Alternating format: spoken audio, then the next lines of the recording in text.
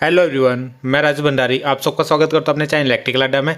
आज जो मैं आप सबके सामने जो नेक्स्ट वीडियो लेके आया हूँ वो लेके आया हूँ यूके बोर्ड के क्लास ट्वेल्थ के जो बच्चे हैं उनके लिए मैथ्स के ऊपर ये वीडियो है। ठीक है, तो इससे पहले जो मैंने फर्स्ट चैप्टर के इंपॉर्टेंट क्वेश्चन बताए थे आपको, जो पिछले 4-5 सालों में आए हैं, ठीक है, तो वो क्वेश्चन मैंने आपके बताए थे, उन्हीं के मैं आज आपको सॉल्यूशन जो है करवाऊंगा।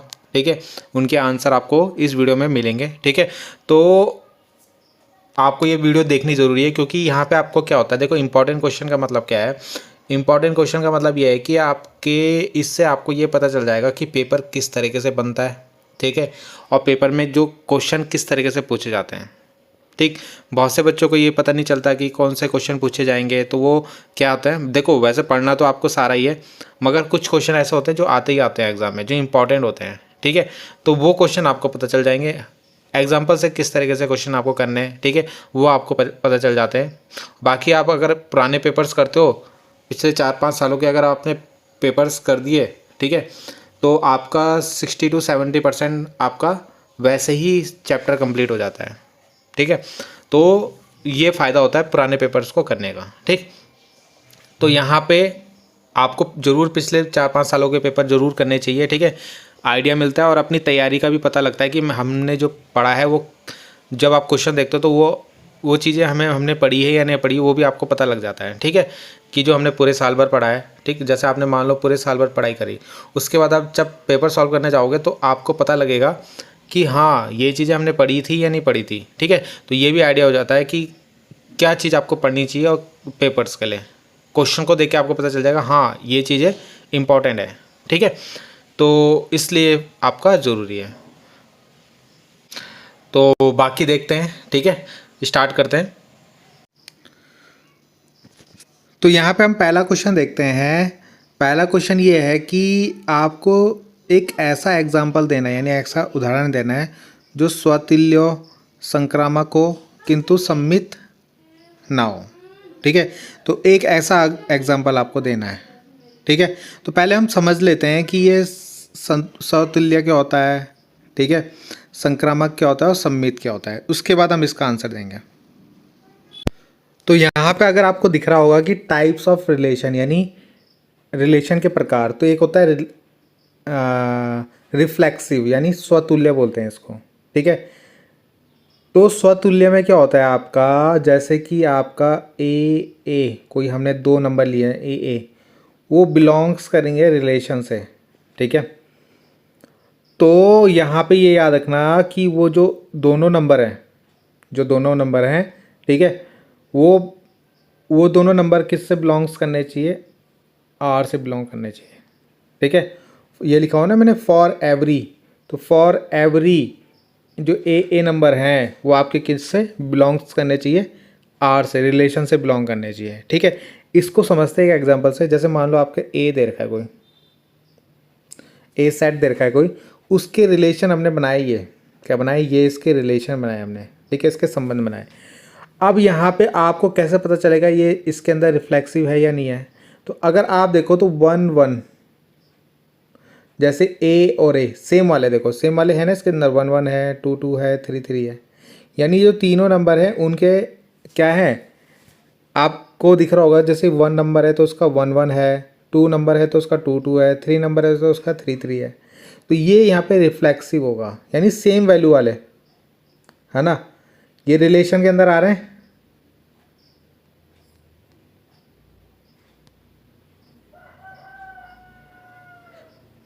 ठीक है, ये देखो रिलेशन के अंदर आ रहे हैं ना, तो यही तो मैंने यहाँ पे लिखा हुआ है कि ये सेम वाली वैल्यू जो है वो रिलेशन के अंदर आनी चाहिए, और जो ये ए वैल्यूज़ हैं, जो ये वैल्यूज़ हैं वो रिलेशन के अंदर होनी चाहिए। फॉर एवरी लिखा हुआ ना, फॉर एवरी यानी सभी नंबर का, 1 2 3 सभी नंबर का क्या होना चाहिए, उस रिलेशन के अंदर आना चाहिए वो। ठीक है, तो इसको बोलेंगे हम रिफ्लेक्सिव। यानी जब भी आपके नंबर, जैसे मान लो 1 2 2 नंबर दिए, तो अगर आप इसका रिलेशन निकालोगे ना, तो उसके अंदर क्या होना चाहिए, 1-1 होना चाहिए इसका, और 2-2 होना चाहिए, तो उसको हम रिफ्लेक्सिव बोलेंगे। ठीक है, यानी स्वतुल्य बोलेंगे। ठीक है, अगला है,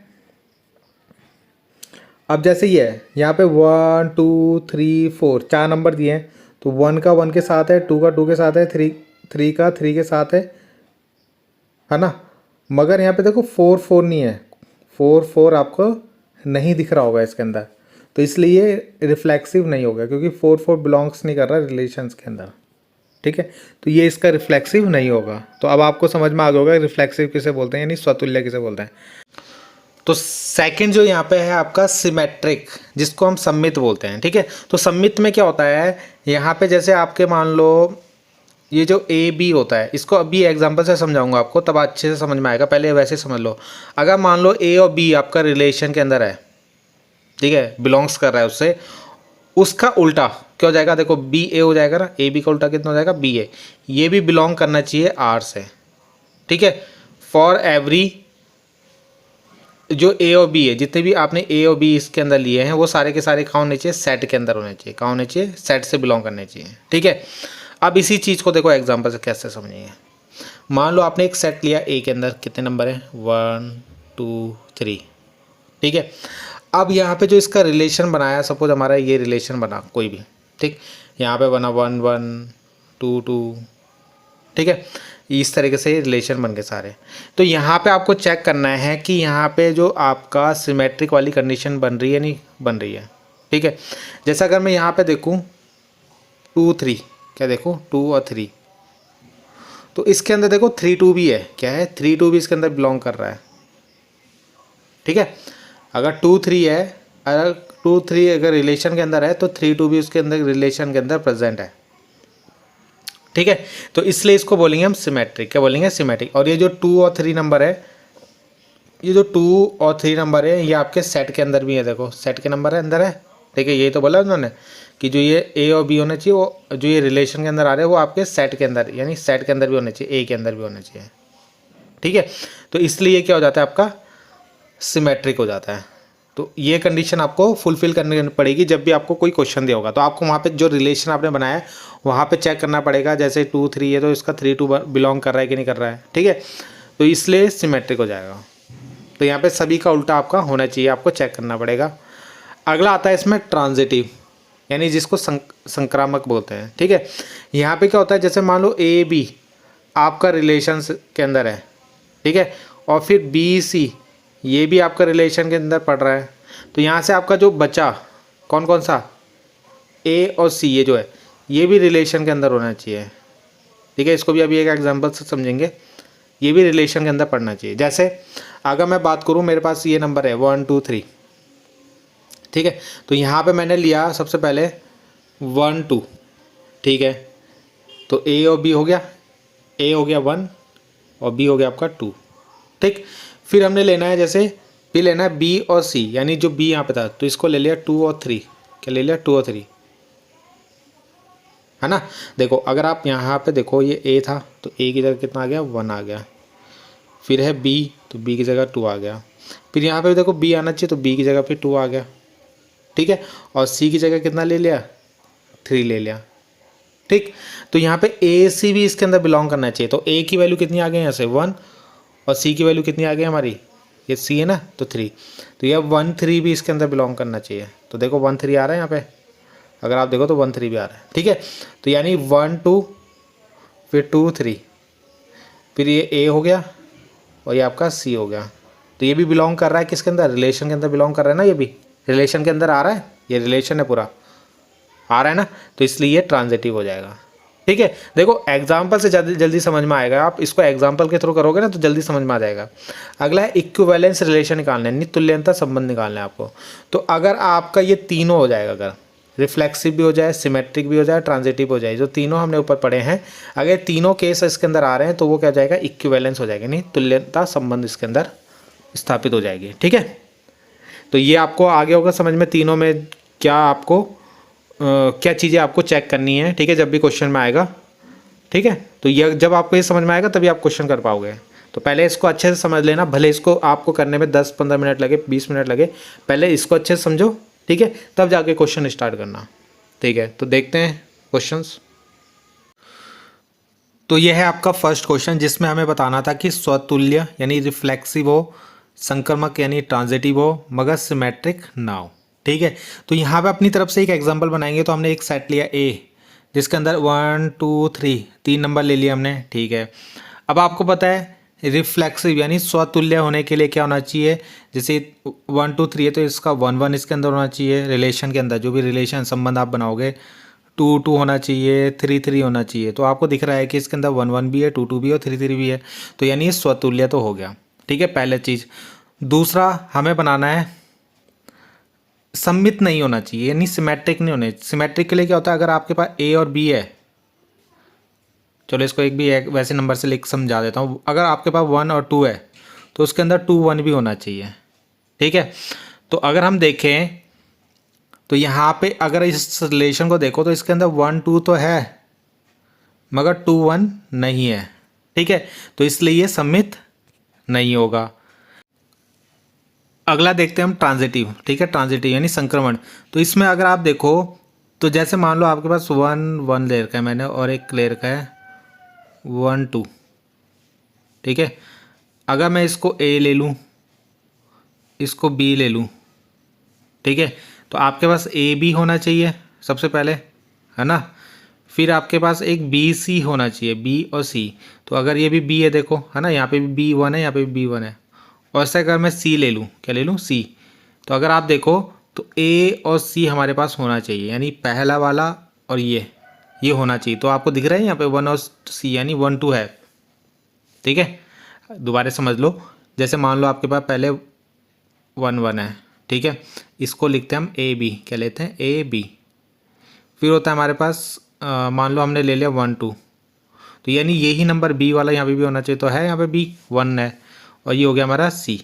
तो अगर ए बी है और बी सी है तो यहाँ से आपका ए और सी भी होना चाहिए, आपके पास ए और सी प्रेजेंट होना चाहिए। ए की वैल्यू कितनी है 1 और सी की 2, तो 1 2 है ना यहाँ पे देखो, तो ये इसलिए ट्रांजिटिव भी होगा आपका। ठीक है, यानी संक्रमण भी होगा। तो ये हो गया आपका पहला क्वेश्चन। ठीक है, देखते हैं सेकंड क्वेश्चन। इसके बाद सेकंड क्वेश्चन में आपको क्या करना है, सिद्ध करना है कि वास्तविक संख्याओं के, वास्तविक मतलब रियल नंबर, रियल नंबर आपको पता है सारे नंबर आते हैं उसके अंदर, पॉजिटिव भी, नेगेटिव भी और रूट वाले भी, सारे नंबर आ जाते हैं। ठीक है, तो रियल नंबर का एक कोई क्या है रिलेशन दे रखा है आपको ये, ठीक है, ए बी, और यहाँ पे ए जो है लेस देन इक्वल टू कितना, बी है। तो आपको इसको रिफ्लेक्सिव और ट्रांजिटिव शो करना है। ठीक है, यानी स्वतुल्य और संक्रमक, सॉरी संक्रमक। ठीक है, तो ये आपको चेक करना है इसके अंदर। तो देखते हैं इसका आंसर। तो यहाँ पे देखते हैं इसका आंसर। ये रिलेशन आपको दे रखा था, ठीक है। तो यहाँ से आप क्या देखो कि यहाँ पे जो दे रखा है ना, ए जो है वो बी जो है उससे लेस देन है और इक्वल भी हो सकता है, यानी ए और बी इक्वल भी हो सकते हैं। अगर मान लो ए की वैल्यू 1 रखूँगा तो बी की वैल्यू 1 भी रख सकता हूँ। ठीक है, ए की वैल्यू 2 रखूँगा तो 2 भी हो सकता है, 3 रखूँगा तो 3 भी हो सकता है ना। तो ये आपके इक्वल भी हो सकते हैं, और जो ए है वो बी से छोटा भी हो सकता है, मतलब जो ए है वो बी से छोटा भी है। तो अगर मैं देखूँ तो ए अगर बिलोंग कर रहा है किसी इस रिलेशन से, तो यहाँ पे ए इक्वल टू ए हो सकता है आपका, क्या हो सकता है, ए इक्वल टू ए हो सकता है ना, क्योंकि इक्वल का साइन है, तो यानी 1 इक्वल टू 1 हो सकता है आपका, 2 इक्वल टू 2 हो सकता है, यानी जो भी वैल्यू आप ए की रखोगे वो बी हो सकती है ना। तो इसलिए क्या हो जाएगा, रिफ्लेक्सिव हो जाएगा। तो लिखोगे कैसे इसे, कि जो ए है वो बिलोंग कर रहा है आर से, आर मतलब रियल नंबर, जो भी आपने रियल नंबर डालोगे यहाँ पे, ठीक है। तो यहाँ पे कंडीशन हो सकती है आपकी ए इक्वल टू ए हो सकता है या ए लेस देन ए हो सकता है। तो आपको देखो स्वतुल्य यानी रिफ्लेक्सिव के लिए यही तो चाहिए होता है, या तो 1 इक्वल टू 1 मतलब 1 1 होना चाहिए, या 2 2 होना चाहिए, 3 3 होना चाहिए। ठीक है, तो इसलिए रिफ्लेक्सिव जाएगा क्योंकि यहाँ पे 1 1 आपका बिलोंग कर रहा है रिलेशन के अकॉर्डिंग। ठीक है, जो भी हमें रिलेशन दिया है उसके अकॉर्डिंग यहाँ पे 1 1 आपका बन सकता है। ठीक है, तो इसलिए रिफ्लेक्सिव हो जाएगा। अगला है, अगर मान लो आपने कोई ए नंबर ले लिया, ए ले लिया 2 और बी ले लिया 3, ठीक है। तो सिमेट्रिक के लिए क्या होता है, वैसे हमें सिमेट्रिक शायद नहीं बताना है इसमें, हमें केवल ट्रांजिटिव बताना है, तो ये देख लो इसको सिमेट्रिक वाले को भी। तो यहाँ पे जो बी क्या होना चाहिए, अगर क्या है ए जो है लेस देन किससे, बी है, तो दिख रहा है आपको यहाँ पे 3 है और यहाँ पे 2 है ना। तो यानी ये वाली कंडीशन तो फुलफिल कर रहा है पहले वाला। तो क्या ये 3 अगर मान लो ए की जगह, दूसरा क्या होता है, दूसरा ये होता है ना बी भी होना चाहिए बी भी ऐसे लेस देन इक्वल टू ए होना चाहिए। तो क्या ये हो सकता है? अगर मैं 3 इधर रख दूँ तो ये क्या कंडीशन फुलफिल हो रही है? यहाँ पे 3 2 से छोटा हो रहा है, तो ये ऐसा हो सकता है? कभी नहीं हो सकता आपका। ठीक है, तो सिमेट्रिक में यही तो होता है। अगर ए बी है तो वो हमें उसे बी ए बी लिख सकते हैं। अगर ए बी कोई नंबर है, मान लो जैसे मैंने 2 3 लिया है, तो क्या 3 2 भी हम इसको ऐसा लिख सकते हैं? अगर मैं इसको यहाँ पे ऐसे लिखूँगा इस कंडीशन के हिसाब से, तो वो क्या हो जाएगा? आपका फुलफिल नहीं कर रहा किसको? सिमेट्रिक को। तो इसलिए नॉट क्या हो जाएगा? नॉट सिमेट्रिक हो जाएगा। ठीक है, अब इसे लिखोगे कैसे? देखो, अगर आपने ए की जगह 2 लिया और बी की जगह 3 लिया, तब तो ये कंडीशन सही है। ठीक है, मगर अगर आपने ए की जगह 3 ले लिया और बी की जगह 2 ले लिया, तब ये कंडीशन फुलफिल नहीं होगी। तो ये इसलिए सिमेट्रिक यानी सममित नहीं होगा। ठीक है, अगला क्वेश्चन, अगला पार्ट जो है इसका तीसरा। अब आपको पता है कि ए भी बिलोंग्स करना चाहिए आर से और बी सी भी बिलोंग करना चाहिए आर से। तो यानी यहाँ से भी ए सी भी बिलोंग होना चाहिए किससे? आर से। तो देखते हैं यहाँ पे, जैसे मान लो ए की वैल्यू आपने 1 ले ली और बी की वैल्यू 2 ले ली, तो ये कंडीशन फुलफिल बैठ रही है ना? जो बी है वो ए से बड़ा है। फिर यहाँ पे बी भी आपने 2 ले लिया और सी सपोज आपने 3 ले लिया। ठीक है, तब भी ये कंडीशन फुलफिल बैठ रही है आपकी, यानी 3 जो है वो 2 से बड़ा हो सकता है। तो क्या अब यहाँ से आप देखो 1 और 3, जो 1 और 3 यानी ए और सी है, ठीक है, वो बिलोंग करेगा इस रिलेशन को? तो करेगा, है ना? 3 देखो, अगर मैं यहीं पे जो हमारे रिलेशन दे रखा था उसमें ये वैल्यू रखूँ ए सी, है ना? ऐसी तो है वो। तो ए की वैल्यू अगर 1 रखूँ और सी की वैल्यू यहाँ पे 3 रखूँ, तब भी तो ये बड़ा बन रहा है ना? तो इसलिए ट्रांजिटिव होगा यानी संक्रमक होगा। ठीक है, एक बात दोबारा समझ लो, अगर यहाँ पे देखो बी अगर ए से बड़ा है और सी बी से बड़ा है, तो ए जो ये जो सी होगा वो ए से भी बड़ा होगा। सिंपल से समझने वाली चीज़ है। अगर ए की जगह 1 है और बी की जगह 2 है, तो 2 बड़ा है ए से, और 2 से बड़ा एक नंबर है सी, तो उसको मैंने सपोज यहाँ पे ले लिया 3, तो 3 जो होगा वो 1 से भी बड़ा होगा। ठीक है, तो ये लिखा हुआ है, तो इसलिए ट्रांजिटिव यानी संक्रमक हो जाएगा आपका। ठीक है, अब देखते हैं नेक्स्ट क्वेश्चन। अगला क्वेश्चन क्या है कि एक फंक्शन दे रखा है आपको, एफ एक्स की वैल्यू दे रखी है कितनी? एक्स स्क्वायर, और आपको चेक करना है कि ऑन टू है या नहीं है। ठीक है, और यहाँ पे दे रखा है कि जो एफ एन टू एन है, यानी एन मतलब नेचुरल नंबर। क्या आता है? Natural number. आपको पता है ना, 1 2 3 इन्फिनिटी तक, इन सबको नेचुरल नंबर बोलते हैं। ठीक है, तो यहाँ पे आपको ऑन टू चेक करना है। तो ऑन टू चेक करने के लिए आपको पहले इसके बारे में पता होना चाहिए कि ऑन टू होता क्या है। ठीक है, आच्छादक बोलते हैं जैसे। ठीक है, ये होता क्या है? तो पहले मैं उसको एक्सप्लेन कर देता हूँ। तो देखो, इस तरीके से क्वेश्चन करने से पहले आपको ना बेसिक पता होना चाहिए, इसलिए मैं आपको फिर उससे बेसिक बताऊंगा। जैसे मैंने इससे पहले उनका बेसिक बताया था ना आपको, किसका? रिफ्लेक्सिव का, ट्रांजिटिव का। ठीक है, वैसे ही अब आपका ऑन टू का, वन वन फंक्शन क्या होते हैं, तो इनका बेसिक आपको पता होना चाहिए, तभी आप ये क्वेश्चन कर पाओगे। ठीक है, तो यहाँ पे क्या है, आपको मान लो कोई फंक्शन दे रखा है। ठीक है, तो अब यहाँ पे क्या है, जैसे मान लो आपने ये बनाया, ठीक है, ये फंक्शन बनाया कोई एक, फलन बोलते हैं जिसको, ठीक है, हिंदी में। तो यहाँ पे आपने कुछ नंबर लिए, जैसे 1 2 3 4 लिया है, और इधर आपने कोई ए बी सी डी ले लगा। ठीक है, अगर आप बोलो तो ये जो स्टार्टिंग, ये पहले होता है उसको बोलते हैं हम डोमेन। क्या बोलते हैं? डोमेन। ठीक है, और जो ये बाद वाला होता है इसे बोलते हैं हम कोडोमेन, यानी ये डोमेन हो गया, ये कोडोमेन हो गया। ठीक है, अब आपका यहाँ पे क्या होना चाहिए? ए शुड हैव यूनिक इमेज होनी चाहिए, यानी जैसे ए नंबर है, इसकी एक यूनिक इमेज होनी चाहिए। इमेज मतलब इसकी छाया ऐसे बननी चाहिए, ऐसे, है ना? यहाँ पे आपको क्या दिख रहा है कि सबकी क्या है? एक यूनिक इमेज होनी चाहिए। जैसे अगर आप देखो तो 1 की कितनी है? बी है, फिर 2 की भी बी है, 3 की भी बी है, 4 की भी बी है, यानी सारे नंबर जो ए हैं वो बी के अंदर उनकी क्या बन रही है? इमेज बन रही है। ठीक है, और यूनिक बन रही है। ठीक, अगर आप इस वाले में देखो, इस वाले में, तो इस वाले में क्या है? 4 की यहाँ पे 2 इमेज बन रही है। देखो, एक क्या बन रही है? डी, और एक बन रही है एफ।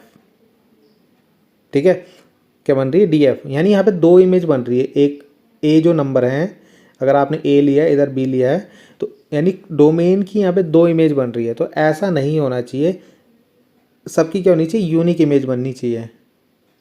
ठीक है, तो ये आपका फंक्शन होगा, ये आपका फंक्शन नहीं होगा। ठीक है, एग्जाम्पल से ज़्यादा समझ में आता है। तो एग्जाम्पल आप देखो, तो यहाँ पे आप देख रहे होगे सबकी क्या है, अलग अलग इमेज है। मतलब है तो एक ही नंबर पे जा रहा है बी पे ही, मगर एक की केवल एक इमेज है, फिर 2 की भी एक इमेज, 3 की भी एक, 4 की भी एक, है ना। मगर यहाँ पे 4 की 2 इमेज बन रही, तो इसलिए ये फंक्शन नहीं होगा, ये फंक्शन होगा। ठीक है, तो पहले आपने तो समझा फंक्शन क्या होता है। ठीक, और ये बी नंबर जो होगा उसी को हम रेंज भी बोलते हैं। क्या बोलते हैं, रेंज, जिसकी क्या होंगी, प्री इमेज होंगी, यानी प्री इमेज बनते हैं पहले। बी की जो प्री इमेज होगी वो ए में होंगी। ठीक है, बी की जो प्री इमेज होंगी वो ए में होंगी। अब यहाँ पे टाइप ऑफ फंक्शन आते हैं, जिसके अंदर आता है सबसे पहले 1-1 फंक्शन। क्या बोलते हैं, 1-1 फंक्शन, जिसको इंजेक्शन भी बोलते हैं। ठीक है, इंजेक्शन, जिसको हिंदी में बोलते हैं एकाकी। क्या बोलते हैं, एकाकी। तो इसके लिए कुछ कंडीशन होती है। ठीक है, यानी कोई fx इक्वल टू fi है, fx इक्वल टू fi कोई फंक्शन है, अगर वो दोनों बराबर हैं तो यहाँ से x इक्वल टू y भी होना चाहिए, यानी ये दोनों भी बराबर होने चाहिए। ठीक है, ये आपको लेके आना होता है। या अगर आपके ये दोनों बराबर नहीं है x y, तो fx और fy भी बराबर नहीं होने चाहिए। ठीक है, ये भी आप ना जब क्वेश्चन करोगे तो समझ में आ जाएगा। पहले आप बस केवल ये याद रखो, ये कंडीशन होती है। ठीक है, किसके लिए, 1-1 के लिए। अगर कोई 2 नंबर इक्वल हैं, ठीक है, fx इक्वल टू fy, तो वहाँ पे x और y जो ये है वो भी इक्वल होने चाहिए। और अगर ये दोनों इक्वल नहीं है तो ये भी इक्वल नहीं होने चाहिए। ठीक है, उसका उल्टा हो जाएगा। मतलब जैसे इसको एग्जांपल से समझते हैं। तो अगर आप ये देखो, तो ये डायग्राम अगर आप देखो तो यहाँ पे क्या है, 1 की इमेज A है, फिर 2 की B है, फिर 3 की C है और 4 की भी C है। ठीक है, फिर 5 की D है और 6 की F है, इस तरीके से। तो यहाँ पे अगर आप देखो तो अगर F3 देखूँ मैं तो उसकी वैल्यू C है, और F4 देखूँ तो उसकी वैल्यू भी C है। ठीक है, तो यानी F3 इक्वल टू F4 तो हो रहा है यहाँ पे इक्वल, दोनों की वैल्यू इक्वल है। देखो C है ना, दोनों इक्वल हो रहे हैं। मगर यहाँ पे जो ये x है यानी 3 है और ये 4 है, ये दोनों इक्वल नहीं है। ठीक है, तो इसलिए ये जो f है 1-1 फंक्शन नहीं होगा। तो कौन सा होगा, तो उसको चेक करते हैं। तो यहाँ पे देखो दूसरा डायग्राम देखो, 1 की वैल्यू 1 है, 2 की वैल्यू b है, 1 की वैल्यू a है, 2 की b, 3 की c, d की f। तो अगर मैं यहाँ पे निकालूँ तो F1 की वैल्यू कितनी है, A, F2 की वैल्यू कितनी है, B। तो यानी यहाँ पे F1 और F2 बराबर नहीं है ना, बराबर नहीं है। एक की A वैल्यू, एक की B है, तो इसका मतलब 1 और 2 भी बराबर, 1 और 2 भी आपको बराबर नहीं दिख रहे हैं। तो ये आपकी जो सेकंड कंडीशन मैंने अभी लिखाई थी वही नहीं फॉलो हो रही, तो इसलिए 1-1 हो जाएगा। क्या हो जाएगा, 1-1 हो जाएगा। ठीक है, ये वाली कंडीशन है। ठीक है, तो ये 1-1 हो जाएगा आपका। तो ये तो वह आपको ये जो कंडीशन है उसके हिसाब से चेक करना। अगर आप डायग्राम से वो आपका चेक करना चाहते हो कि कौन सा 1-1 फंक्शन है, कौन सा 1-1 फंक्शन नहीं है, तो ये ज़्यादा इजी होता है निकालना। तो यहाँ पे देखो क्या है, जैसे आपने डायग्राम बनाया तो यहाँ पे मैंने लिखा भी है हिंदी में, अगर 2 प्री इमेज होंगी तो FF नहीं होगा, और अगर केवल एक प्री इमेज होगी तो वो FF वो 1-1 होगा। जैसे अगर आप देखो तो मैंने अभी बताया था, जो ये B होता है ना, ये B वाला जो मतलब सेकंड वाला आपने बनाया है कोडोमेन, उसकी देखो एक प्री इमेज होनी चाहिए। प्री मतलब इधर आगे एक ही इमेज बननी चाहिए। ठीक है, जैसे यहाँ पे 1 की तो एक ही इमेज है, मतलब सॉरी A की तो 1 ही इमेज है, जो A है उसकी एक ही प्री इमेज बन रही है 1, B की भी ही पहली इमेज बन रही है 2 प्री इमेज, मगर यहाँ पे C की 2 बन रही है। क्या बन रही है, 2, 3 और 4।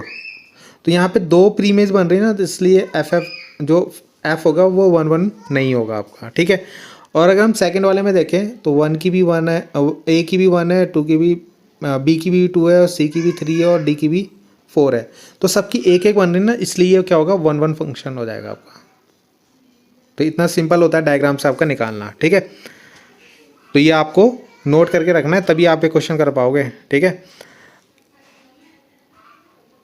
अगला आता है आपके पास ऑन टू, जिसको सर्जेक्टिव फंक्शन ही बोलते हैं, आच्छादक बोलते हैं हिंदी में इसका, ठीक है। इसमें कैसे चेक करोगे, तो अगर आप ये डायग्राम बना रहे हो इसका, ठीक है, तो यहाँ पे ना सबकी प्री इमेज होनी चाहिए, यानी जैसे ए है तो उसकी भी प्री इमेज होनी चाहिए, बी है उसकी भी प्री इमेज होनी चाहिए, सी है उसकी भी प्री इमेज होनी चाहिए, डी है तो उसकी भी होनी चाहिए। अगर सबकी नहीं है तो वो ऑन टू नहीं होगा। जैसे अगर आप देखो तो 1 की है, बी की है, सी की है, मगर डी और ई की तो है ही नहीं, तो इसलिए ऑन टू फंक्शन नहीं होगा। यहाँ पर देखो, यहाँ पर अगर आप चेक करो, ए की तो 1 है, बी की भी है, बी की 2 है ना, प्री इमेज तो है, तो इसलिए वो ऑन टू फंक्शन हो जाएगा, यानी ए की भी है और बी की भी है, ठीक है। प्री इमेज मतलब इस साइड जो बननी चाहिए आपकी, इस साइड उनको मिलना चाहिए, इस तरीके से समझ लो। और इसके लिए जो कंडीशन होती है वो ये होती है, यानी एफ एक्स जो है वो वाई के इक्वल आना चाहिए, ठीक है। जैसे अभी हमने उसमें देखा था ना 1 1 वाले में, अगर F x equal to F Y है तो एक्स इक्वल टू वाई होना चाहिए, है ना, या X does not equal to Y है तो F X does not equal to Y होना चाहिए, ठीक। तो ये 1 1 के लिए थी और ये ऑन टू के लिए है। देखो ये चैप्टर आपको बहुत डीपली पढ़ना पड़ेगा और 2-3 बार पढ़ना पड़ेगा ये चैप्टर को, तब जाके अच्छे से समझ में आएगा आपको, ठीक है। तो ये मैंने आपको बता दिया 1 1 फंक्शन किसको बोलते हैं और ऑन टू फंक्शन किसको बोलते हैं, ठीक है। अब हम इसके न्यूमेरिकल देखते हैं।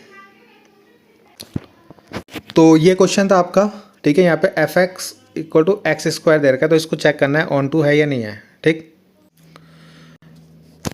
तो ऑन टू में मैंने आपको क्या बताया था, अभी बताया था पीछे, ऑन टू में जितने भी ये नंबर होंगे ना, इन सब की प्री इमेज बननी चाहिए, यानी इनकी प्री इमेज यहाँ बननी चाहिए, ठीक है। तो चेक करते हैं, देखो तो अगर हम यहाँ पे चेक करें, अगर मैं यहाँ पे देखो एफ एक्स की वैल्यू 1 रखूँ तो 1 का स्क्वायर कितना होगा 1, तो यानी 1 वाला 1 से मिल जाएगा। अगर मैं f2 की वैल्यू रखूँ 2, x की वैल्यू यहाँ पे 2 रख दी, तो 2 का स्क्वायर कितना हो जाएगा 4, तो 2 वाला कहाँ मिल जाएगा 4 से मिल जाएगा, ठीक है। अगर मैं f की वैल्यू f यहाँ पे 3 मतलब f3 निकालूँ तो 3 का स्क्वायर कितना हो जाएगा 9 हो जाएगा, तो यानी 1 4 9 इस तरीके से बन रहा है ना। तो अगर मैं इनको मिलाऊँ तो 1 को 1 से मिलाऊंगा, 2 को 4 से मिलाऊंगा और 3 को 9 से मिलाऊंगा। तो यहाँ पे आपको दिख रहा होगा कि 2 और 3 छूट गया, 5 और 6 छूट गया, तो इनकी इमेज कैसे बनेगी आगे, ठीक है। तो इसलिए ये क्या नहीं होगा, ऑन टू फंक्शन नहीं होगा आपका, ठीक है। तो यहाँ पे देखो आच्छादक नहीं होगा। जैसे यहाँ पे अगर हम लिखेंगे तो कैसे लिखेंगे, जो 2 नंबर है नेचुरल नंबर दिया था ना आपको क्वेश्चन में, ये दोनों नेचुरल नंबर है, हमने यहाँ पे लिखे हैं, ठीक है, सारे इन्फिनिटी तक आप इसको लिख सकते हो। तो यहाँ पे 2 जो है वो जो 2 नंबर है 2 नंबर वो बिलोंग्स कर रहा है नेचुरल नंबर, यानी नेचुरल नंबर के अंदर आ रहा है, ठीक है। और जो आपका 2 है has no preimage in n, यानी जो इसकी है प्री इमेज नहीं बन रही, यहाँ से देखो प्री इमेज नहीं बन रही है इसकी, तो इसलिए ये क्या नहीं होगा, it is not onto function, ठीक है, आच्छादक नहीं होगा। बस इतना आपको इसके अंदर लिखना है, ठीक है। अगला क्वेश्चन तो यहीं पे ये सॉल्व हो जाएगा, बहुत सिंपल सा है, रिलेशन दे रखा है, ठीक है। तो इनमें से आपको ऑप्शन बताना है कि कौन सा ऑप्शन सही होगा। तो यहाँ पे देखो b की वैल्यू जो है वो 6 से बड़ी है, तो 6 से बड़ी कितनी है 7 8 9 इस तरीके से रखेंगे। तो यहाँ पे अगर आप देखो तो b की वैल्यू 4 दे रखी है, 8 दे रखी है, 7 दे रखी है, 8 दे रखी है। तो यहाँ पे इसमें कौन सा रिलेशन बन सकता है, तो b की वैल्यू यहाँ पे देखो 8 अगर मैं लूँ, क्या लूँ 8, तो यहाँ पे अगर मैं b की वैल्यू 8 रखूँ, ये है ना आपके पास देर का ऐसे, तो b की वैल्यू 8 रखूँ तो 8 माइनस 2 कितना होगा 6, तो यहाँ से a की वैल्यू कितनी आएगी 6, तो ये वाला ऑप्शन आपको सही दिख रहा होगा। बाकी ऑप्शन यहाँ पे भी 8 रखा है मगर यहाँ पे 3, तो 3 तो बन ही नहीं सकता, 7 रखा है इधर 8 नहीं बन सकता, तो ये वाला ऑप्शन इसका राइट हो जाएगा, ठीक है। बहुत सिंपल सा क्वेश्चन था। नेक्स्ट क्वेश्चन देखते हैं। तो देखो यहाँ पे सिद्ध करना है आपको, सिद्ध कीजिए कि n जो यहाँ पे n दे रखा है ना स्मॉल n, ये नेचुरल नंबर को बिलोंग्स कर रहे हैं, ठीक है। एफ एन इक्वल टू दे रखा है n+1/2 n/2। यहाँ पे n जब यहाँ पे n जो होंगे ऑड नंबर होंगे और यहाँ पे n जो है इवन नंबर होंगे। तो आपको चेक करना है f जो n बिलोंग्स टू n कर रहा है, बताइए कि क्या फलन f जो f है यहाँ पे f जो दे रखा है ये अछादी यानी बाइजेक्टिव है या नहीं है। बाइजेक्टिव मतलब दोनों चीज़ होना चाहिए, 1 भी होना चाहिए और ऑन टू भी होना चाहिए। ठीक है, तो चेक करते हैं इसको। तो यहाँ पे देखो क्वेश्चन जो था आपका क्या था, fn। ठीक है, यहाँ पे मैं क्वेश्चन लिखना भूल गया था। n+1/2 ये कब है, जब बिलोंग्स कर रहा है किसको, ऑड नंबर। ठीक है, और यहाँ पे n/2 तब था जब इवन नंबर था। ठीक है, यहाँ तक आपको समझ में आ गया। अब आपको यहाँ पे चेक करना है 1 फंक्शन और ऑन टू फंक्शन।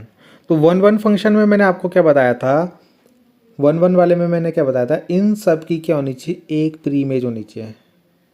जैसे ए है तो इसकी एक इमेज होनी चाहिए, बी है तो इसकी एक इमेज होनी चाहिए, प्री इमेज होनी चाहिए, सी है उसकी एक प्री इमेज होनी चाहिए। ठीक है, तो वो 1 फंक्शन होगा। अगर उसकी 2 प्री इमेज बन रही है तो 1 फंक्शन नहीं होगा। तो चेक करते हैं यहाँ पे, देखो अगर मान लो 1 और 2 दो आपने नंबर लिए है, ठीक है, नेचुरल नंबर रखने हैं आपको, तो यहाँ पे आप जब 2 बनाओगे तो यहाँ पे नेचुरल 1 2 3 4 5 6 ऐसे लेते होगे।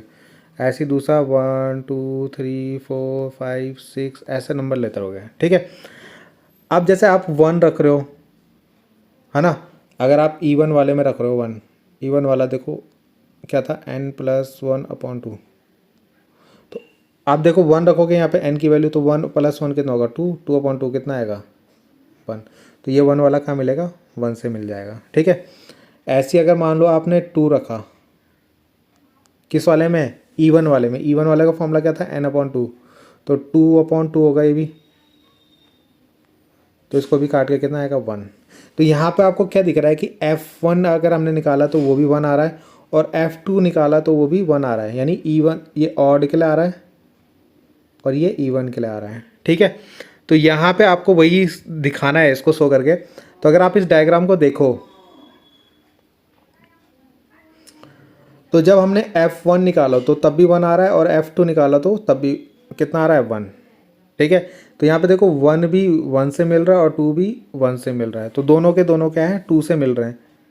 तो दोनों की वैल्यू देखो 1 1 है ना, और 1 की यहाँ पे देखो 2 इमेज बन रही है, बन रही ना, ये 1 है ये भी 1 से मिल रहा है, और ये 2 है ये भी 1 से मिल रहा है। तो 1 की जो है यहाँ पे 2 प्री इमेज बन रही है, देखो ये और ये। तो इसलिए ये क्या नहीं होगा, 1 फंक्शन नहीं होगा। तो जैसे आपने f1 निकाला तो 1, f2 निकालो तो 1। ये किसके लिए था, ऑड के लिए, और ये था आपका इवन के लिए, यानी विषम और सम के लिए। तो यहाँ पे आपने देखा f1 और f2 दोनों की वैल्यू 1 1 है। मैंने बताया था ना 1 1 के लिए कंडीशन होती है f, और यहाँ पे f ये दोनों बराबर हैं, तो यहाँ पे x और y भी आपके बराबर होने चाहिए। मगर यहाँ पे आपको दिख रहा है कि 1 और 2 आपस में बराबर नहीं है, तो इसलिए ये एकाकी नहीं हो गया, यानी 1 1 नहीं होगा। ठीक है, और ये भी आप लिख सकते हो इसमें, क्योंकि इसकी 2 प्री इमेज बन रही है, तो तब भी ये क्या नहीं होगा, 1 1 नहीं होगा। ठीक है, यहाँ पे मैंने लिखा है आपको शॉर्ट में। तो ये आपको क्या है, ये रफली लिखना है आपको। ठीक है, उसमें नहीं लिखना, ये केवल आपको चेक करने के लिए। तो करना आपको इस तरीके से इसको। ठीक है, यहाँ पे 2 इमेज बन रही है, तो यहाँ से आपको पता चल जाएगा ये 1 1 नहीं है। और प्रूव करके कैसे दिखाया, एक बार 1 रखा एक बार 2 रखा। ठीक है, दोनों बराबर आ रहे थे यहाँ पे, मगर ये 1 और 2 इक्वल नहीं होते, तो इसलिए 1 1 फंक्शन नहीं होगा। ऐसे अगर मैं अगला निकालूं, क्या ऑड के ऑन टू निकालना है मेरे को। ठीक है, तो ऑन टू में आपने क्या पढ़ा था कि जितने भी ये नंबर होते हैं उन सब की क्या होनी चाहिए, प्री इमेज होनी चाहिए। ऐसे नहीं कि यहाँ पे कोई नंबर आपका छूट गया है ना, ये नंबर छूट गया, इसकी प्री इमेज नहीं बन रही, तो ऐसा नहीं होना चाहिए। ठीक है, तो अगर आप यहाँ पे देखो तो सबकी बन रही थी, देखो सबकी बनेगी, तो इसलिए ये क्या हो जाएगा, क्या हो जाएगा, ऑन टू फंक्शन हो जाएगा। देखो यहाँ पे अगर मैंने यहाँ पे तो 2 ही की निकाली है, 1 की देखो ये 2 है, 2 की भी 2 है, ऐसी 3 की भी 2 निकल जाएंगी, 4 की भी निकल जाएंगी, है ना। तो सबकी प्री इमेज बन रही है, तो इसलिए ये क्या हो जाएगा, ऑन टू हो जाएगा। अब निकाल के कैसे दिखाओगे, तो यहाँ पे जो आपका fn दे रखा था ऑन टू, तो यहाँ पे आपको क्या करना है, n की जगह पता कितना रखना है आपको, 2n - 1। कितना रखना है, 2n - 1 रख देना। तो जैसे आप 2n-1 यहाँ रखोगे और एक +1 यहाँ है, अपॉन में 2 रखोगे तो ये तो कट जाएगा, और 2 से 2 भी काट दोगे तो कितना बचेगा, n बचेगा। ऐसी जो इवन नंबर आपने लिया था, इवन नंबर आपको क्वेश्चन में दे रखा था n/2, ठीक है। तो यहाँ पे आपको n की जगह कितना रखना है, 2n, कितना रखना है, 2n। तो यहाँ पे 2n रखोगे, 2n/2, तो 2 से 2 कट गया तो n। तो आपको क्या दिख रहा है, यहाँ भी n आ रहा है, इधर भी n आ रहा है, ठीक है। तो यानी जितने भी होंगे ना उन सब की प्री इमेज बन जाएगी, क्या हो जाएगी, प्री इमेज बन जाएगी। तो f is onto, hence f क्या हो जाएगा, इज़ नॉट बाइजेक्टिव होगा। क्यों नहीं होगा बाइजेक्टिव, बाइजेक्टिव मैंने तब बताया था जब ये दोनों ही हो जाते हैं, यानी 1-1 भी हो जाता और ऑन टू भी हो जाता, मगर ये वो 1-1 नहीं है मगर ऑन टू है, तो इसलिए नहीं होगा आपका बाइजेक्टिव, ठीक है। अगला क्वेश्चन आपके पास दिया है, बहुत अच्छा क्वेश्चन है, रिलेशन दिया है ये, ठीक है। a-b एक पूर्णांक है, यानी आपको एग्जामिन करना है ये इक्विवेलेंस है या नहीं है, ठीक है, इक्विवेलेंस है या नहीं है। तो r आपका दे रखा है a-b, एक फंक्शन, एक रिलेशन के लिए दे रखा है a-b इज़ एन इंटीजर, यानी a-b करोगे तो हमेशा इंटीजर आएगा या नहीं आएगा वो आपको चेक करना है, ठीक है। और जो यहाँ पे आपको z दे रखा है ना, वो सारे इंटीजर्स का सम है। तो इंटीजर्स मतलब जो आपको z लेना है ना, वो क्या है, सेट जो लेना है वो पूरा इंटीजर्स नंबर का लेना है। इंटीजर्स मतलब उसके अंदर सारे आ जाएंगे, माइनस से लेके, है ना, प्लस, ऐसे चलता रहेगा ये, ठीक है, इन्फिनिटी तक चल जाएगा। तो देखते हैं इसको कैसे करोगे, इक्विवेलेंस कैसे लेके आएंगे इसको। तो जैसा कि यहाँ पे क्या है, हमें ये रिलेशन दे रखा था, है ना, और x - y दे रखा था यहाँ पे, ठीक है। तो यहाँ पे z जो दे रखा था आपको इंटीजर्स नंबर हैं कि सारे, है ना। तो इसी से आपको चेक करना है इसका इक्विवेलेंस, यानी तीनों चीज़ चेक करना है आपको, रिफ्लेक्सिव भी यानी स्वतुल्य, सिमेट्रिक भी यानी सममित, और ट्रांजिटिव यानी संक्रमक, ठीक है। तीनों चीज़ आपको लेके आनी है। तो देखते कैसे लेके आते हैं। तो अगर आपने पढ़ा, अभी मैंने आपको स्टार्टिंग बताया था रिफ्लेक्सिव क्या होता है, जब सेम नंबर जैसे आते हैं, 1-1, 2-2, है ना, 3-3, और यहाँ पे देखो कि इन दोनों को माइनस करोगे अगर मैं 1 में से 1 को माइनस करूँ 0, 2 में से 2 को माइनस करूँ 0, 3 में से 3 को माइनस करूँ 0, तो क्या ये इंटीजर नंबर होगा। तो अगर आप देखो तो ये देखो 0 इंटीजर नंबर के अंदर आता है। इंटीजर मैंने आपको बताया था ना, जितने भी माइनस, प्लस और जो बीच में 0, है ना, तो ये सब इंटीजर नंबर के अंदर आता है, यानी पूर्णांक के अंदर आता है। तो अगर आप देखो तो रिफ्लेक्सिव कैसे प्रूव करोगे, यानी स्वतुल्य, जैसे मान लो आपने 1-1 एक नंबर लिया है और वो रिलेशन के अंदर आपका आ रहा है, ठीक है। तो 1 में से 1 को माइनस करोगे तो 0, और ये जो 0 नंबर आया वो बिलोंग करेगा z, यानी इसके अंदर आ रहा है, देखो आ रहा है ना 0, तो इस तरीके से आपको लिखना है, ठीक है। वैसे ये तो मैंने रफ में लिखा हुआ है, तो यहाँ पे आपको कैसे दिखाना है, इतना देखो 1-1 बिलोंग्स करेगा r से, तो a जो होंगे नंबर, जैसे मैंने 1-1 ले लिया, है ना, 2-2 ले लिया, तो वो भी बिलोंग्स करेगा रिलेशन से। फॉर ऑल, ये जो होता है ना साइन, ये फॉर ऑल का होता है, a जो बिलोंग्स करना चाहिए z से, यानी ये जो जितने भी आपने a नंबर लिए हैं वो सारे क्या है, इस z के अंदर आने चाहिए, ठीक है। तो यहाँ पे आपका क्या है, अगर मैं a से a को माइनस करूँगा तो 0 आएगा, और 0 भी किसके अंदर बिलोंग कर रहा है, z के अंदर, यानी a भी यहाँ बिलोंग तो कर रहा था, ये a भी यहाँ बिलोंग करेगा जब a वहाँ बिलोंग कर रहा है ना, जैसे 1-1 नंबर, तो ये सब यहाँ आ रहे हैं, और इनको माइनस कर रहा हूँ 0, तो वो भी यहाँ आ रहा है। तो इसका मतलब ये क्या होगा, रिफ्लेक्सिव हो जाएगा, यानी ये इस कंडीशन को फॉलो कर रहा है, यानी a b c ये रिलेशन बनेगा आपका, मतलब इसके अंदर, ठीक है, कंडीशन के हिसाब से ये रिलेशन बन जाएगा। अब आपको देखना है सिमेट्रिक। सिमेट्रिक के लिए क्या बताया था कि जैसे a b होगा तो b a b रिलेशन के अंदर आना चाहिए, अगर ये रिलेशन के अंदर पड़ रहा है तो ये भी रिलेशन के अंदर आना चाहिए, ठीक है। तो अगर हम देखें यहाँ पे, मान लो a b मैंने कोई रिलेशन बनाया, ठीक है, और रिलेशन के अंदर पड़ रहा है, और ये फॉर ऑल का साइन बनाओगे, जो a और b मैंने 2 नंबर लिए, वो इंटीजर्स के नंबर, यही इंटीजर्स नंबर ही लेने मेरे को, ठीक है। क्या लेना है, जो a और b में नंबर ले रहा हूँ ना, a b जो मैं बोल रहा हूँ बिलोंग्स कर रहा है r से, तो ये जो a b नंबर ले रहा हूँ मैं यहाँ से लेने हैं मेरे को, इंटीजर से, ठीक है। तो यही लिखा हुआ है यहाँ पे, for all a b belongs to z। अगर मैं यहाँ पे a माइनस बी निकालता हूँ, क्या निकालता हूँ, जो a भी मैंने नंबर लिया उनका माइनस निकालता हूँ, ठीक है, तो वो भी एक इंटीजर ही आएगा। तो सपोज मैंने ले लिया x है वो, ठीक है, और ये x जो इंटीजर आएगा वो भी कहाँ आना चाहिए, इसके अंदर पढ़ना चाहिए, ठीक है। अब मेरे को लाना है b माइनस ए, क्या लाना है, b माइनस ए। तो b माइनस ए कैसे लेके आऊँगा मैं, इसमें ना माइनस की मल्टीप्लाई कर देता हूँ दोनों साइड, इधर भी और इधर भी, ठीक है। तो ये माइनस की मल्टीप्लाई करूँगा तो ये हो जाएगा माइनस माइनस, देखो b वाले को मैं प्लस लिख रहा हूँ पहले, और ये माइनस का a लिख दिया, और इधर कितना आएगा, ये माइनस का x। तो अगर आप देखो तो अगर मैं b में से a को माइनस करूँगा तो माइनस x आना चाहिए, और माइनस एक्स क्या होता है आपका, इंटीजर होता है ना, माइनस बी भी तो इंटीजर के अंदर आते हैं। तो ये जो माइनस एक्स है ये भी कितना बिलोंग करना चाहिए, जेड। तो यानी a माइनस बी करूँ या b माइनस ए करूँ, इंटीजर ही आएगा। अगर मैं इसको सिंपल लैंग्वेज में अगर आपको समझाऊँ, अगर आप 2 में से 1 को माइनस करो तो कितना आएगा, 1, और 1 क्या होता है, इंटीजर। और मैं 1 में से 2 को माइनस करूँ तो -1 आएगा, ये भी इंटीजर होता है। बस यही यहाँ पे मैंने थ्योरी में इसको लिखा है, ठीक है। और कैसे लिखना है वो मैंने आपको बता दिया। अगला देखते हैं ट्रांजिटिव। ट्रांजिटिव के लिए क्या है, अगर मान लो आपने क्या करा है, a में से b को माइनस करा है तो एक इंटीजर नंबर आएगा, और b में से c को माइनस करा तो वो भी इंटीजर आएगा। तो a में से c को माइनस करो वो भी इंटीजर आएगा। जैसे आप मान लो 1 में से 2 को माइनस करोगे तो -1 आएगा, ठीक है। फिर 2 में से मान लो एक c नंबर ले लिया आपने 3, तो ये भी कितना आएगा, -1 आएगा। और 1 और 3 को माइनस करोगे a और c को तो ये -2 आएगा। तो ये सारे इंटीजर ही तो आ रहे हैं, ठीक है। तो इसलिए ये भी क्या हो जाएगा, ट्रांजिटिव हो जाएगा आपका। तो यहाँ पे ये लिखा है ये ए भी बिलोंग्स कर रहा है आर से, बी और सी भी बिलोंग्स कर रहा है आर से। For all A B C जो है वो इंटीजर्स के अंदर आने चाहिए, ठीक है। अगर मान लो मैं ए से बी को माइनस कर रहा हूँ तो एक नंबर आएगा मेरा एम, और एम इंटीजर होगा आपका, ठीक है। और बी में से सी को माइनस कर रहा हूँ, उसको भी मैंने एन ले लिया, वो भी इंटीजर होना चाहिए। अब मैं इन दोनों इक्वेशन को ऐड कर देता हूँ। ऐड कैसे करूँगा, देखो पहले इसको लिखूँगा a माइनस बी, उसमें प्लस कर दूंगा b माइनस सी, तो क्या मिलेगा, m प्लस एन मिलेगा। b से b कट जाएगा तो a माइनस सी कितना मिलेगा, m प्लस एन मिलेगा। और ये m प्लस एन भी बिलोंग करेगा इंटीजर से, ठीक है।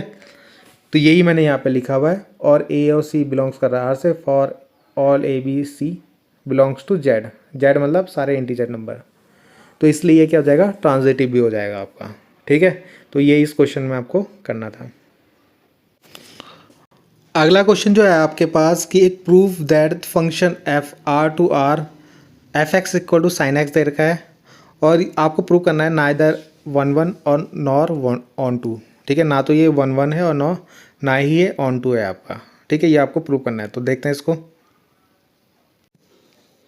तो नेक्स्ट क्वेश्चन का आंसर स्टार्ट करते हैं, ठीक है। तो यहाँ पे आपको एक फंक्शन दे रखा है f x equal to sine x, ठीक है। और आर टू आर ये आपका फंक्शन दे रखा है, ठीक है। तो यहाँ पे आपको साइन एक्स दे रखा है। अब आपको पता है आपको ऑन टू चेक करना है और ऑन टू 1 चेक करना है और ऑन टू चेक करना है, ठीक है। तो ऑन टू के लिए मैंने आपको बताया था कि एफ एक्स और एफ वाई अगर बराबर हैं तो यहाँ पे x और y भी बराबर होने चाहिए, ठीक है। तो अगर हम यहाँ पे देखो 0 पाई जो है बिलोंग्स करेगा r से, ठीक है। तो यहाँ पे एक बार f0 निकाला हमने तो साइन 0 की वैल्यू निकाली, तो साइन 0 होता है 0। और एक बार f पाई निकाला तो साइन पाई भी कितना होता है 0। तो यहाँ पे अगर आप देखो तो f0 और f पाई दोनों इक्वल आ रहे हैं ना, और ये दोनों जब इक्वल होंगे तो यहाँ से आपका 0 पाई भी इक्वल होना चाहिए, मगर ये 0 पाई इक्वल नहीं होता है ना। जब f0 और f पाई ये दोनों 0 0 आ रहे हैं तो आपका 0 पाई भी इक्वल होना चाहिए, मगर ऐसा नहीं है। तो इसलिए क्या नहीं होगा, f जो होगा 1 1 फंक्शन नहीं होगा। क्योंकि यहाँ पे एक तरीके से आप देखो यहाँ पे 2 प्री इमेज बनेगी, ठीक है। मान लो इधर 0 है तो इसकी 2 प्री इमेज बनेंगी, तो इसलिए भी ये क्या होगा, 1 1 फंक्शन नहीं होगा, ठीक है। अगला हम देखते हैं जो साइन एक्स होता है ना, साइन एक्स उसकी जो रेंज होती है वो -1 से कहाँ तक होती है, +1 तक होती है, ठीक है। तो जब इसकी रेंज इतने से इतनी होती है तो इसका मतलब ये नंबर और इस नंबर इनकी कोई प्री इमेज नहीं होगी, नो प्री इमेज, यानी इसका कोई भी जो प्रतिबिंब है नहीं बन रहा होगा, ठीक है, रिलेशन में। तो इसलिए onto not onto function होगा, यानी ऑन टू नहीं होगा ये, ठीक है। तो इससे हमें क्या पता चल गया कि ना तो ये 1 1 है और ना ये ऑन टू फंक्शन है, ठीक है। तो इस तरीके से आपको लिखना है इसको। बाकी यहाँ पे आपको हिंदी में, जो हिंदी मीडियम वाले बच्चे हैं उनके लिए आइए कि हम जानते हैं 0 पाई कहाँ है, बिलोंग करता है आर से। तो एक बार F0 निकाला तो 0 आया, एक बार F पाई निकाला वो 0 आया। ये दोनों तो बराबर है, मगर यहाँ पे 0 पाई जो है वो बराबर नहीं है। F एकक नहीं है, क्योंकि 0 पाई की समान प्रतिबिंब में है, अतः F एकक नहीं है, ठीक है। वैसे ही हमने -1 जो साइन एक्स होता है उसकी रेंज होती है -1 से 1 के बीच में, ठीक है। तो इसके अलावा कोई भी जो आपका, इनके अलावा किसी भी की भी जो होगी प्री इमेज नहीं बनेगी। यहाँ पे लिखा होता है ना, except in have no preimage, यानी इनके अलावा कोई भी प्री इमेज, इसके अलावा इसकी कोई प्री इमेज नहीं बनेगी, ठीक है। यानी प्री इमेज मतलब प्रतिबिंब नहीं बनेगा, इसको देख लेना हिंदी में, प्रतिबिंब नहीं बनेगा मतलब प्री मतलब पहले वाला प्रतिबिंब नहीं बनेगा आपका, ठीक है। तो ये क्वेश्चन थे आपके, इतने ही क्वेश्चन है आपके फर्स्ट चैप्टर के। तो आपको दिख गया होगा यहाँ पे अच्छे क्वेश्चन आते हैं इस चैप्टर से, और जल्दी से समझ में भी नहीं आता है चैप्टर, ठीक है, बहुत बच्चों के। तो इसको अच्छे से करना, 2-3 बार करना इन क्वेश्चनों को, ठीक। बाकी मिलते हैं हम नेक्स्ट वीडियो में, तो थैंक यू।